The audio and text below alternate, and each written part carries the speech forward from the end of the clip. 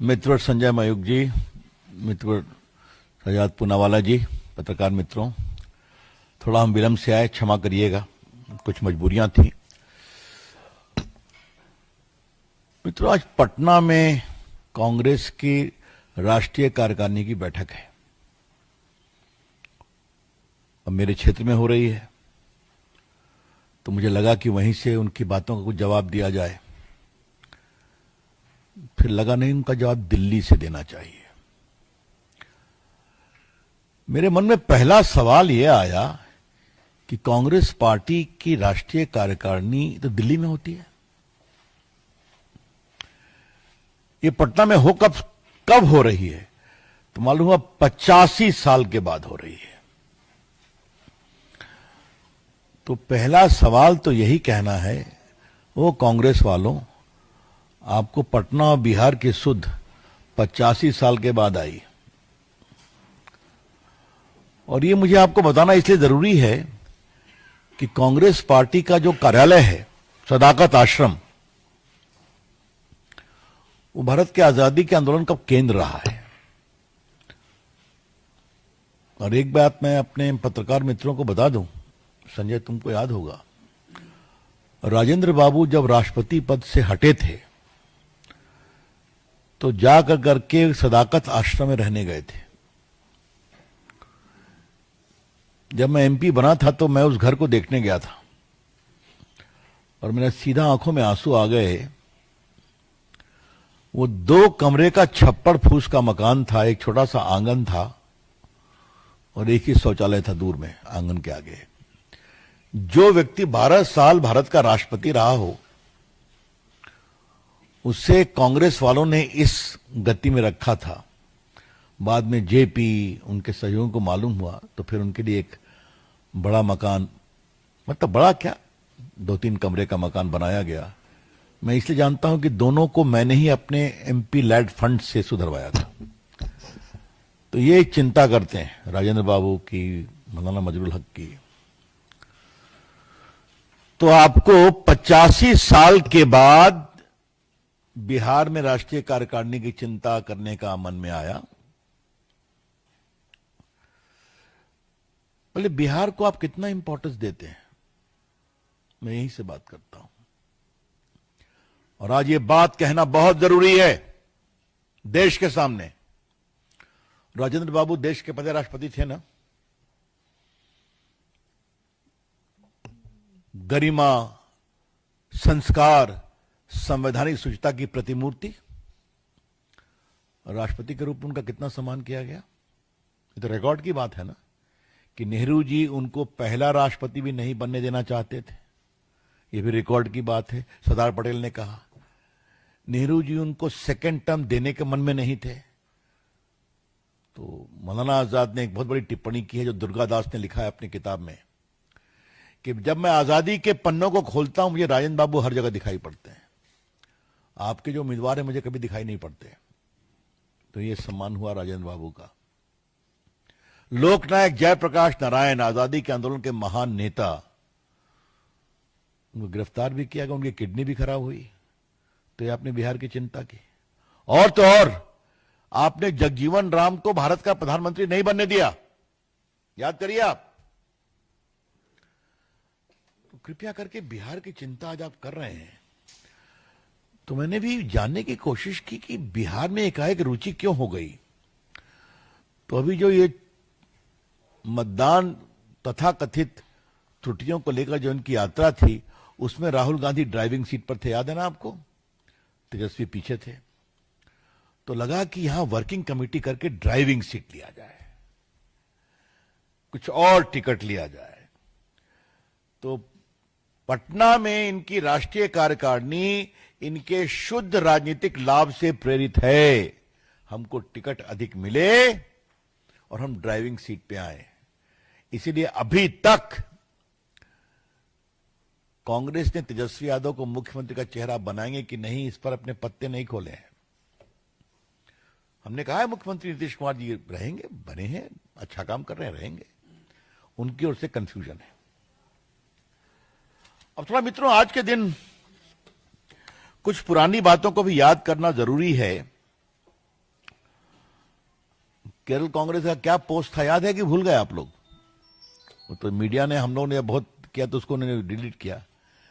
बीड़ी और बिहार एक समान है, याद है ना आपको? जब जीएसटी में बीड़ी कम हुई थी तो बीड़ी और बिहार एक समान है। और ये बात मैं इसलिए कह रहा हूं कि राहुल गांधी केरला से एमपी रहे हैं, अभी उनकी बहन एमपी हैं, और उनके जो मैन फ्राइडे हैं वेणुगोपाल जी, वो तो वहीं के हैं। ये हिम्मत हुई कैसे ये बोलने की कि बिहार और बीड़ी एक प्रकार से एक समान है? मुझे अपने बिहारीपन पर गर्व है। और मैंने भी कहा था, ये क्या मतलब है आपका? जहां से ये परंपरा रही है संघर्ष की, साहित्य की, संस्कार की, आध्यात्म की। मुझे याद है मैंने कहा था, इन लोगों को जरा बता दीजिए कि जब प्रभु राम के ट्रेनिंग का समय आया था तो उनको बक्सर भेजा गया था, याद है कि नहीं याद है? हाँ, आज भी विश्वामित्र घाट है वहां पर। तो ये कुछ जानेंगे, पढ़ेंगे, समझेंगे, तब ना बिहार की बात को समझेंगे। बाकी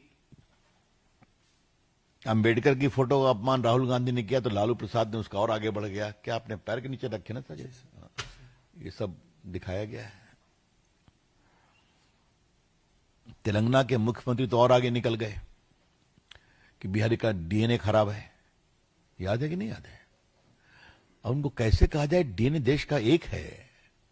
ये कांग्रेस के नेताओं का, और इन सब पर राहुल गांधी चुप रहे हैं। आई रिपीट, इन सब पर राहुल गांधी चुप रहे हैं। और एक हमारे टीम ने खोज के निकाला है, जो चरणजीत चन्नी, कहां आजकल एमपी हैं, क्या है वो एमपी है, उन्होंने स्टेटमेंट दिया कि हम बिहारियों को पंजाब में घुसने नहीं देंगे, और प्रियंका गांधी ताली बजा रही थी। तो आपके मुख्यमंत्री बिहार का डीएनए खराब कहते हैं। एक प्रदेश का ऑफिशियल कमेंट आता है कि बीड़ी और बिहार एक समान है। एक साहब कहते हैं बिहार को घुसने नहीं देंगे, और चले आए हैं ड्राइविंग सीट के लिए। ये मुझे दूसरी बात कहनी है। मित्रों, एक और बड़ा सवाल आपको उठाने की इच्छा है, और मैं चाहूंगा हमारे पत्रकार में इसकी गंभीरता को समझे। मालूम है कि पूरा जो चारा घोटाले की लड़ाई चली थी, उसमें मैं वकील था सीबीआई इंक्वायरी कराने के लिए। स्वर्गीय सुशील मोदी पिटिशनर थे, और भी कुछ मित्र थे। उस पूरी लड़ाई में कांग्रेस पार्टी ने कभी भी लालू का विरोध नहीं किया। लूट का ये 2000 करोड़ का घोटाला था, लालू प्रसाद कन्विक्टेड हैं, किसी को भी राहत नहीं मिली। किसी का मतलब किसी को राहत नहीं मिली। एक छोटे भी सप्लायर थे तो उनको भी पूरा 1 साल 2 साल की सजा। आईएएस ऑफिसर गए, इनकम टैक्स ऑफिसर गए, मंत्री गए, मुख्यमंत्री गए। दूसरा, लालू प्रसाद अभी भी रेलवे घोटाला के मामले में चार्जशीटेड हैं, आपको पता है ना? और जमीन दो नौकरी लो, उस पर भी चार्जशीटेड हैं। दिल्ली में ही केस चल रहा है, उसमें श्रीमान तेजस्वी यादव भी हैं, राबड़ी जी भी हैं। क्या कांग्रेस पार्टी ने कभी कोई टिप्पणी की है क्या? एक बार भी कहा है क्या? तो मेरा स्पष्ट आरोप है कि बिहार में जो खौफ, अपहरण, लूट, भ्रष्टाचार का पूरा पर्याय रही है लालू प्रसाद की सरकार, उनके पीछे हमेशा कांग्रेस खड़ी रही है, उनको बचाने के लिए, समझाने के लिए, संभालने के लिए, मजबूती देने के लिए। और पूरा ये जो लालू प्रसाद जो दिल्ली में रेल मंत्री थे यूपीए सरकार में, तो कहते सरकार तो मैं चलाता हूं। तो आज जो कांग्रेस पार्टी बिहार में आई है ना वर्किंग कमेटी करने, तो इस अतीत का जवाब देना पड़ेगा। और वो मैं सवाल देश के पार्टी के राष्ट्रीय मंच से उठा रहा हूं। आप चुप क्यों थे जब बिहार के लोगों को किडनैप किया जा रहा था? आप चुप क्यों थे जब किडनैपिंग की, रैंसम की समझदारी मुख्यमंत्री के घर से हो रही थी? आप चुप क्यों थे जब चारा घोटाला, कचरा घोटाले में जनता के टैक्स पेयर का पैसा लूट रहा था? आप चुप क्यों थे जब पूरा बिहार जातिगत नरसंहार का पर्याय बन गया था? यह बड़ी बात है। तो जब आप 85 साल के बाद आए हैं बिहार में करने के लिए अपनी वर्किंग कमेटी, तो हिसाब तो देना पड़ेगा ना। तो मैं हिसाब मांग रहा हूं आज। मित्रों, सर पर हम लोग की बहुत बातचीत हो चुकी है, तो अब मैं उस पर आज कोई टिप्पणी नहीं करूंगा। लेकिन राहुल गांधी जी ने फिर उठा दिया है बेरोजगारी का मामला, और बेरोजगारी के साथ बेरोजगारी इसीलिए है कि चुनाव जालसाजी से जीता गया है। आज इनका पब्लिक स्टेटमेंट है। Rahul Gandhi has made a very shocking statement that there is unemployment in the country because of forgery in the elections. तो अब वो सिर्फ इसी इलेक्शन पर नहीं रह रहे हैं, अब वो 14 से शुरू कर रहे हैं। पहला सवाल है, राहुल गांधी जी क्या देश के जनता और वोटर्स का अपमान कर रहे हैं? 30 साल के बाद नरेंद्र मोदी जी को पूर्ण बहुमत की सरकार बनी। 14 में, 19 में, देश में हम कितनी सरकार है हमारी? 19 जगह है ना? इंडिया में, हाँ, 19 प्रदेश में हमारी सरकारें हैं। क्या कहना चाहते हैं? सब जीते हैं जलसाजी से। राहुल गांधी जी, देश की लोकतांत्रिक प्रक्रिया का अपमान करना बंद करिए और देश की जनता के वोट के अधिकार का अपमान करना बंद करिए। आपको वोट नहीं देते तो आप इस तरह की गाली पढ़ेंगे उनके बाद? इसके पीछे की सोच क्या है? सोच स्पष्ट है मित्रों। भगवान के यहां से पट्टा तो हमें ही मिला है देश चलाने का, तो मोदी जी कहां से आ गए? तो मैं बहुत विनम्रता से कहूंगा, राहुल बाबू, अभी आपका 20-25 साल तक खाता नहीं खुलने वाला है देश चलाने के लिए। आप निश्चिंत रहिए। और जिस तरह से आप अपरिपक्वता से अपना राजनीतिक आचरण करते हैं तो और होने वाला है मित्रों। लेकिन मैं आज रिकॉर्ड स्पष्ट करना चाहता हूं। देखिए, एम्प्लॉय प्रोविडेंट फंड का ऑफिशियल डेटा मैं आपको दे रहा हूं। एम्प्लॉय प्रोविडेंट फंड का ऑफिशियल डेटा आपको मालूम है क्या होता है? जब आपको नौकरी में सैलरी मिलती है तो एम्प्लॉय प्रोविडेंट फंड कटता है, उसका वो डेटा रखते हैं।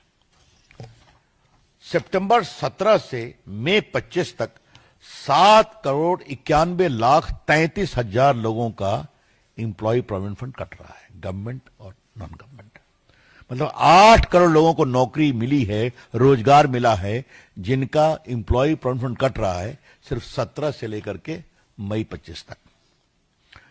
और हमारे मित्रवन मानसुख मांडविया का तो स्टेटमेंट ही है कि 10 करोड़ लोगों को नौकरी मिली है। अब मैं आपसे कुछ बात कहना चाहता हूं, और ये बात जानना बहुत, और बिहार का भी आपको आंकड़ा मैं दे ही देता हूं। बिहार में आप जान लीजिए कि सरकारी क्षेत्र में नौकरी दी गई है 10 लाख। ठीक है, उपलब्धि 10 लाख, बकायदे प्रेस पब्लिक स्टेटमेंट है, कोई कांग्रेस पार्टी ने उसका विरोध नहीं किया। और रोजगार के अवसर दिए गए हैं, 10 लाख का लक्ष्य था, 39 लाख लोगों को दिया गया है। देश में भी करोड़ों में है। लेकिन थोड़ा मैं इसको विस्तारित करना चाहता हूं। अगर इतना नेशनल हाईवे बना है तो रोजगार के अवसर बने हैं कि नहीं बने हैं? अगर गांव-गांव में बिजली पहुंची है तो रोजगार के अवसर बने हैं कि नहीं बने हैं? अगर आज भारत दुनिया में ऑटोमोबाइल इंडस्ट्री का सेकंड बिगेस्ट मैन्युफैक्चरर है तो रोजगार के अवसर बने हैं कि नहीं बने हैं?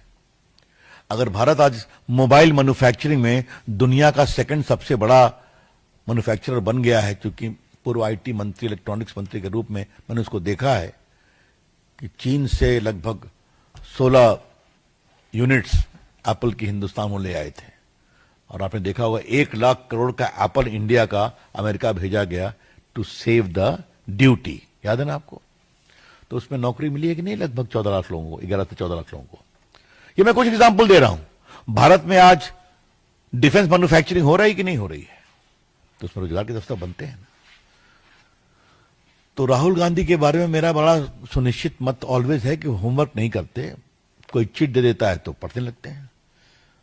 हमने ये कभी नहीं कहा कि सबको रोजगार मिल गया है, लेकिन देश अपनी आर्थिक प्रगति से रोजगार के रास्ते पर बढ़ चुका है।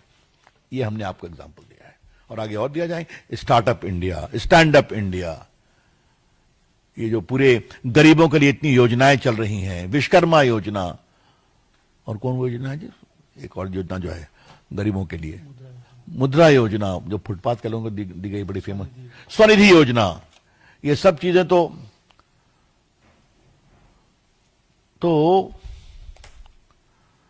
ये बातें हैं। तो थोड़ा राहुल गांधी समझेंगे तब, लेकिन ये तो हम बहुत बड़ी अपेक्षा करते हैं कि राहुल गांधी समझेंगे तब। जब कांग्रेस के नेता उनको नहीं समझा सकते हैं तो हम कहां समझाएंगे? क्यों देवेंद्र बाबू, आपकी टिप्पणी से कोई सवाल आप उठाते हैं, आप भी और आपके मित्र? एक अंतिम बात मुझे कहनी है मित्रों। खरगे साहब, आप कांग्रेस के अध्यक्ष हैं। आपके कार्यक्रम में मंच से प्रधानमंत्री की स्वर्गीय मां को गाली पढ़ी गई है। क्या आप अपने राष्ट्रीय कार्यकारिणी में प्रधानमंत्री की स्वर्गीय मां को गाली पढ़ने का प्रस्ताव पारित करके निंदा करेंगे? Mister Kharge, on behalf of the BJP, I am asking a straight question from the national platform of the party. The late mother of the Prime Minister, more than 100 years old, a deeply pious lady, was condemned in the most foul language from the platform of your party. Would the Congress party, while holding a working committee meeting in Patna, pass a resolution of condemnation against this kind of a very, I would say, nasty and foul behavior against the late मां? सबकी हम सम्मान करते हैं, ये तो प्रधानमंत्री की मां है। नहीं, आपको बता दें, उसका कारण बहुत सिंपल है। राहुल गांधी को जो चिट मिलता है ना, वो एक ही मुद्दे का मिलता है। ठीक है, कभी मिला था राफेल का, याद है क्या शब्द कहा था उन्होंने? याद है, मैं ज्यादा बोल नहीं सकता हमारे प्रधानमंत्री के बारे में। फिर क्या मिला था? पेगासस, याद है? वो चिट में पेगासस लिखा हुआ था। और जब सुप्रीम कोर्ट ने कहा कि जिनको भी शिकायत है वो अपना मोबाइल दे दे, तो उन्होंने दिया नहीं। याद है, दिखा देते मेरा मोबाइल से डेटा चोरी हो रहा है, दिया नहीं। तीसरा था आर्टिकल 370, उस पर भी कुछ नहीं। अब आ गया है SIR। तो राहुल गांधी एक सिंगल इशू लीडर है। जो इशू उनका नहीं होता है, जो कोई लिख के देता है, उसको उठाते हैं। सच्चाई देखिए कि 99.99% लोगों ने अपना रिवीजन करा लिया, बाकी बातें हो गई, तो बोलने दीजिए उनको।